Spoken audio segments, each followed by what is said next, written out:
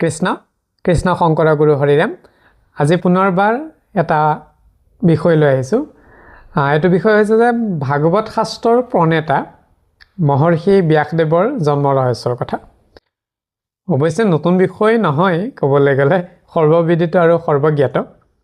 আমি কেৱল বিষয়বোৰ মাজে মাজে অকমান মনত পেলাই দিবলৈহে আহোঁ বাৰু যি হওক বিষয়টোলৈ আগবাঢ়োঁ যেতিয়া ভাগৱতৰ কথা আহি পৰে বা অন্যান্য শাস্ত্ৰ পুৰাণ উপপুৰাণৰ কথা আহি পৰে তেতিয়া ব্যাসদেৱৰ কথা আহে আৰু ব্যাসদেৱৰ কথা আলোচনাও হয় লাগিলে ভাগৱত পুৰাণৰ কথা প্ৰসংগতেই হওক লাগিলে ব্ৰহ্মৰ্ষি শাপত যে নিপতি পৰীক্ষিতৰ কথাই হওক বা অন্যান্য শ্ৰীকৃষ্ণৰ কথাই হওক পুৰাণ উপনিষদৰ কথা যেতিয়া আহি পৰে তেতিয়া শাস্ত্ৰৰ পৰা আদি কৰি সমস্তৰ ক্ষেত্ৰত ব্যাস যিহেতুকে প্ৰণেতা আছিলে গতিকে ব্যাসদেৱৰ কথা আহি পৰে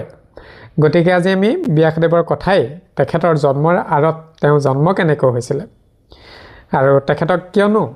ঈশ্বৰৰ অংশ অৱতাৰ বুলি কোৱা হয় তাৰ বিষয়ে সম্যক এটা ধাৰণা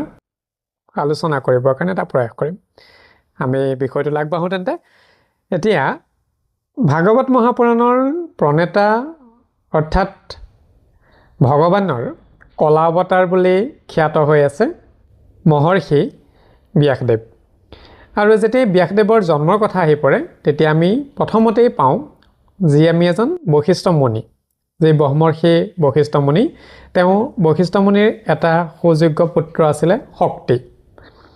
আৰু এই শক্তিয়েই উপযুক্ত সময় আহি পৰাত অদিচ্ছন্ত্ৰী নামৰ এগৰাকী কন্যাক তেওঁ বিবাহ কৰে অৰ্থাৎ কি পাইছোঁ যে ব্ৰহ্মৰ্ষি বশিষ্ঠৰ সুযোগ্য পুত্ৰ শক্তি এই শক্তিয়ে উপযুক্ত সময়ত অদিচ্ছন্ত্ৰী নামৰ এগৰাকী কন্যাক বিবাহ কৰে আৰু যেতিয়া বিবাহ পাশত আবদ্ধ হয় উপযুক্ত সময়ত অদিচ্ছন্ত্ৰী গৰ্ভৱতী হয়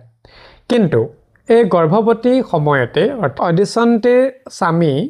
অৰ্থাৎ শক্তিৰ মৃত্যু হয় আৰু শক্তিৰ মৃত্যু হৈছিলে কলমাসপাদ নামৰ এজন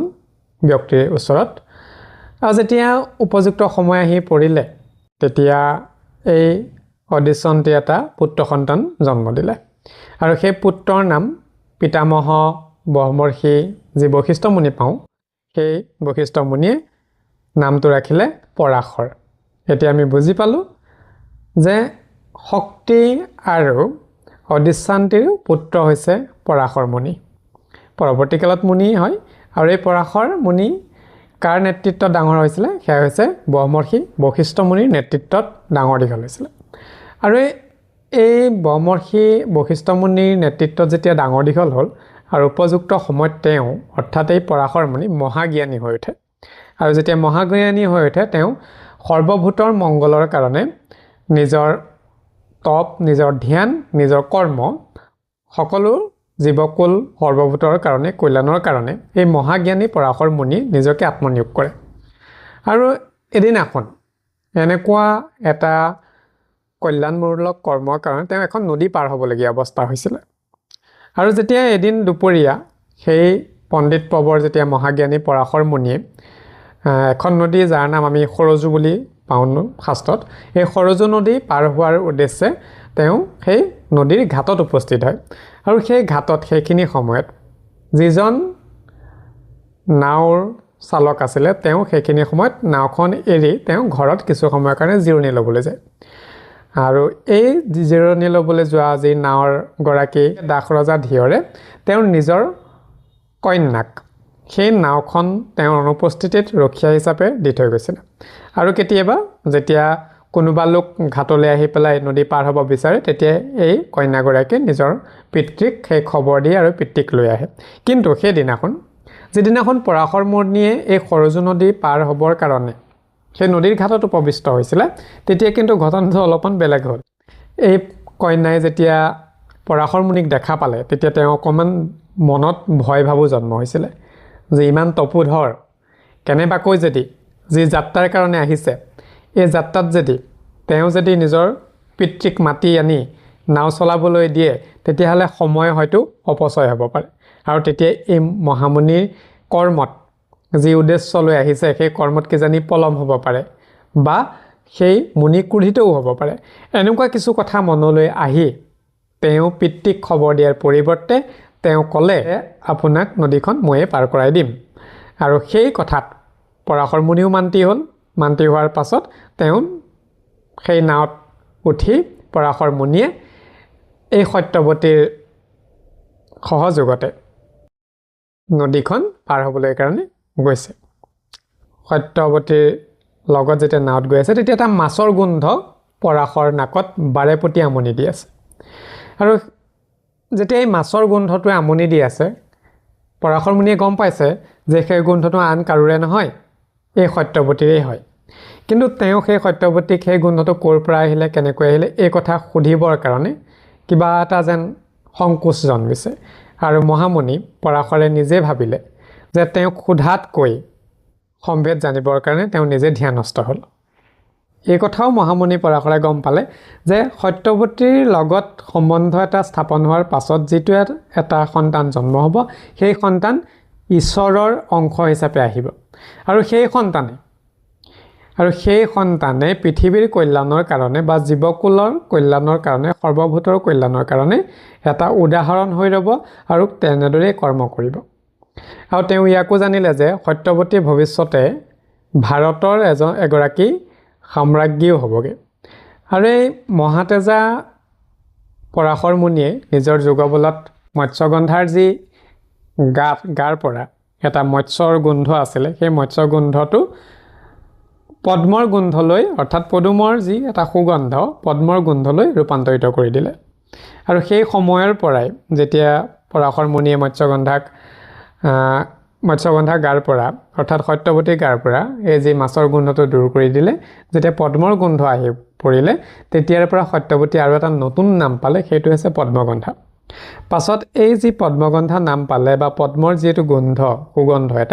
যেতিয়া এটা বহুত দূৰলৈকে এটা যোজনব্যাপী যেতিয়া বিয়পিবলৈ ল'লে আৰু সেইকাৰণে তাৰ পৰাও এটা নাম সত্যৱতীয়ে নতুনকৈ পাইছে সেইটো হৈছে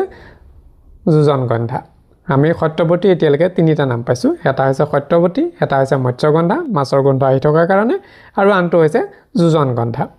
এই তিনিওটা নামেৰে তেওঁক নামাকৰণ কৰা হ'ল এতিয়া আহিম আমি পাছৰ কথালৈ যেতিয়া পৰাশৰ মুনিয়ে সেই সমস্তখিনি কথা গম পোৱাৰ পাছত সৰ্বভূত আৰু জগতৰ মংগলৰ কাৰণেই যিহেতুকে পৰাশৰ মুনি নিজকে আত্মনিয়োগ কৰিছিলে আৰু সেয়েহে এই মহামুনি আৰু মহাজ্ঞানী পৰাশৰে ভৱিষ্যতৰ সকলোৰে কল্যাণৰ কাৰণে সত্যৱতীৰ লগত দৈহিক মিলনৰ এটা প্ৰস্তাৱ সত্যৱতীৰ আগত ৰাখিলে মহামুনিৰ যি প্ৰস্তাৱ দিলে সেই প্ৰস্তাৱ অগ্ৰাহ্য কৰাৰ সাহস আৰু মানসিকতা মৎস্যগন্ধাৰ একেবাৰে নাছিলে কিন্তু এটা সংশয় আহিলে যে মানুহে কি ক'ব সমাজত থাকে সেইটো মানুহে কি ক'ব এই লোকচক্ষুৰ ভয়লৈ গুৰুত্ব দি এই সম্বন্ধক অৰ্থাৎ পৰাশৰ মুনি আৰু মৎস্যগন্ধা বা সত্যৱতীৰ বা পদ্মগন্ধাৰ এই মিলনক এটা গোপনীয়তাৰ ব্যৱস্থাৰে ৰাখিবৰ কাৰণে অনুৰোধ জনাইছিলে আৰু মহামুনিয়ে সত্যৱতীৰ এই অনুৰোধ ৰক্ষা কৰিলে আৰু ৰক্ষা কৰাৰ কাৰণে এটা নদীৰ মাজতেই সেই যমুনা নদীৰ মাজতেই এটা দ্বীপৰ সৃষ্টি কৰিলে আৰু সেই দ্বীপতেই মৎস্যগন্ধা ওৰফে পদ্মগন্ধাৰ সন্মতি সাপেক্ষে এটা দৈহিক মিলনৰ ফলত জগতৰ যি মংগল সাধনৰ কাৰণে এটা পুত্ৰ সন্তান জন্ম লাভ হ'ল আৰু ভগৱান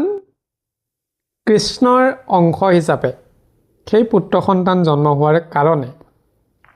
সেই পুত্ৰ সন্তানৰ নাম তেতিয়া ৰখা হৈছিলে কৃষ্ণ যিহেতুকে ভগৱান কৃষ্ণৰ বা ভগৱান নাৰায়ণৰ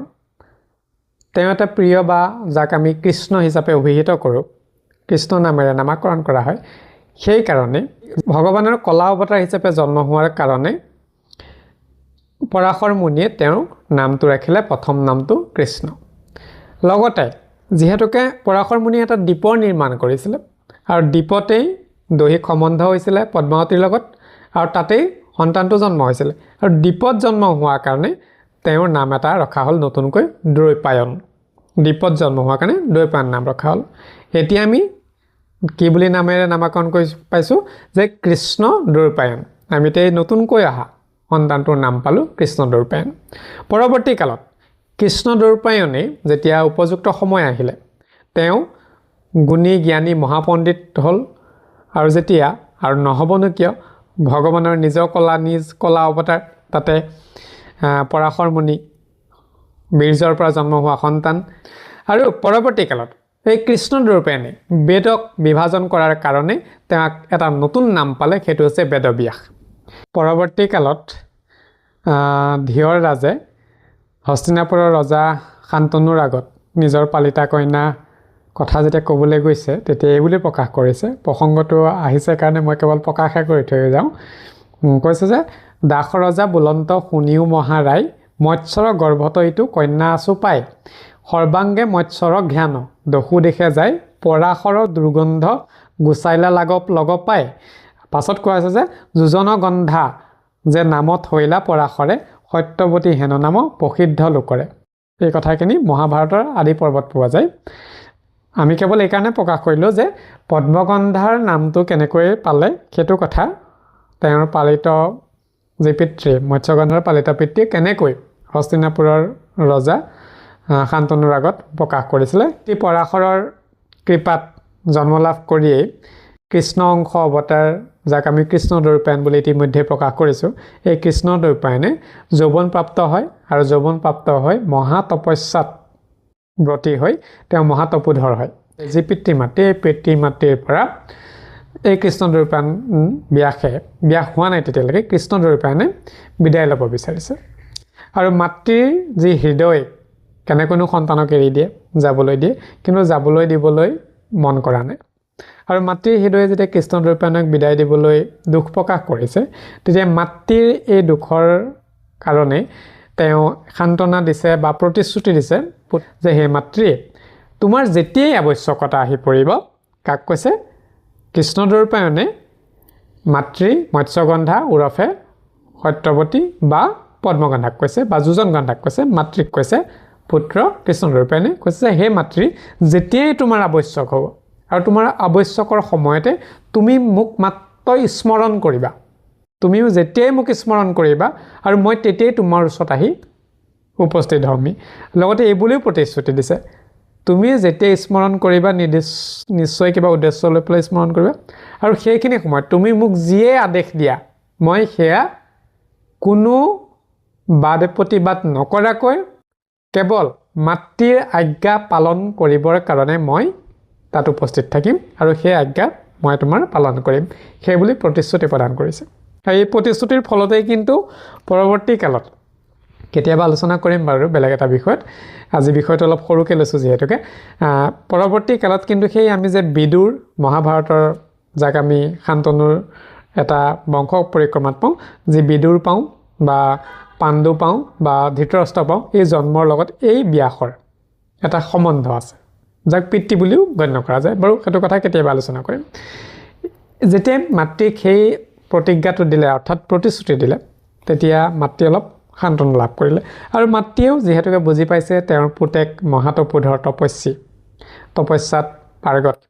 গতিকে তেওঁ কেতিয়াও এই পিতৃ মাতৃৰ এই আবদ্ধত এটা মায়াৰ এটা আবদ্ধত সীমাবদ্ধ হৈ ৰাখিব নোৱাৰে বা ৰখাটো উচিত নহয় বুলি মাতৃ মৎস্যগন্ধায়ো বা পদ্মগন্ধায়ো সেইটো কথা অনুভৱ কৰিছিলে আৰু পুত্ৰৰ পৰা যিহেতুকে এটা আশ্বাসবাণী পালেই আৰু সেইকাৰণে পুত্ৰক যাবৰ কাৰণে অনুমতিও প্ৰদান কৰিছিলে যেতিয়া কৃষ্ণদ্বৈপায়নে মাতৃৰ পৰা বিদায় লৈ তেওঁ উত্তৰ দিশে গমন কৰে আৰু পৰাশৰ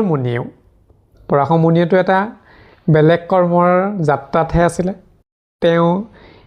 যেতিয়া তপস্যা বা ধ্যানৰ মাজত যেতিয়া সত্যৱতীক লগ পাই যেতিয়া ধ্যানত গম পালে যে তেওঁৰ দ্বাৰা পুত্ৰ জন্ম হ'লে সৰ্বভূতৰ কল্যাণ সাধন হ'ব সেইটো অৱস্থাতহে আছিলে অৰ্থাৎ আমি ক'বলৈ গ'লে কি হ'ব যে পৰাশৰ মুনিয়ে যিটো যাত্ৰাৰ কাৰণে আহিছিলে সেই যাত্ৰা সম্পূৰ্ণ হোৱা নাই গতিকে সেই যাত্ৰাত তেওঁ যাব লাগিব আৰু তেতিয়াই পৰাশৰ মুনিয়ে তেওঁৰ সেই পত্নী বুলি আমি কওঁ আৰু পৰাশৰ মুনিয়ে সত্যৱতীক পূৰ্বৰ দৰে সেই ৰূপৱতী আৰু পূৰ্বৰ দৰে সুন্দৰী কৰি তেওঁক পূৰ্বৰ ৰূপ প্ৰদান কৰিলে আৰু যিহেতুকে কৃষ্ণদ্বৈপায়ন ইতিমধ্যে গতি কৰিলে উত্তৰ দিশে আৰু পৰাশৰ মুনিয়েও নিজৰ কৰ্মৰ কাৰণে তেওঁ যমুনা নদী পাৰ হৈ তেওঁ নিজৰ কৰ্মস্থলীলৈ গুচি গৈছে আৰু তাৰ পাছতেই মৎস্যগন্ধা নাম আছিলে বা মাছৰ গোন্ধ আছিলে সেই মাছৰ গোন্ধ সত্যৱতীৰ পৰা একেবাৰে গুচি গ'ল পৰৱৰ্তী কালত সেই সত্যৱতীৰ নাম যোজনগন্ধা পদ্মগন্ধা বা সত্যৱতী হিচাপেও পৰিচিত লাভ কৰিলে মৎস্যগন্ধা নামটো ক্ৰমান্বয়ে লুপ্তপ্ৰায় অৱস্থালৈ আহিলে এইখিনি হৈছে ব্ৰহ্মৰ্ষি বশিষ্ঠৰ পৰা ক্ৰমান্বয়ে অহা শক্তিৰ পুত্ৰ হিচাপে জন্ম লোৱা পৰাশৰ আৰু পৰাশৰ পুত্ৰ হিচাপে জন্ম লাভ কৰিছে সেই কৃষ্ণদ্বৈপায়ন ব্যাস যাক আমি পৰৱৰ্তী কালত বেদব্যাস বুলিও জানো যেতিয়া কৃষ্ণদ্বৈপায়নে বেদখন উপযুক্ত সময় যেতিয়া বিভাজন কৰিছিলে যাৰ কাৰণে তেওঁ বেদব্যাস নাম পালে অৱশ্যে এটা কথা দেই এইখিনিতে প্ৰকাশ কৰি থওঁ যে কৃষ্ণদ্বৈপায়ন বেদব্যাসে কেৱল মাত্ৰ এজনেই ব্যক্তি নহয় যিজনে বেদখন বিভাজন কৰিছে প্ৰতিটো কল্পৰ অন্তত বেদখন প্ৰতিবাৰে বিভাজন হৈ আহি আছে অকল একমাত্ৰ নহয় কেৱল এইটো কল্পৰ কাৰণেহে শ্ৰীকৃষ্ণদ্বৈপায়নে বেদখন বিভাজন কৰি তেওঁ বেদব্যাস নামটো বা উপাধিটো লাভ কৰিছে আৰু বেদ পূৰ্বতেও বিভিন্ন সময়ত বিভিন্ন কল্পত বিভিন্নজন লোকে সেইখিনি ভাগ কৰি আহিছে বাৰু আজিলৈ সেইখিনি কথা লৈ নাযাওঁ আলোচনা ভাগ বৰ চমুকৈ উপস্থাপন কৰিবলৈ প্ৰয়াস কৰিছিলোঁ গতিকে সুধীৰ মণ্ডলীলৈ কথাখিনি আগবঢ়ালোঁ সকলোৱে আমাক কমেণ্টৰ মাধ্যমেৰে জনাব তেওঁলোকৰ অভিমতসমূহ গতিকে আজিলৈ অনুষ্ঠানৰ পৰা বিদায় লৈছোঁ কৃষ্ণ শংকৰ গুৰু হৰি ৰাম ৰাম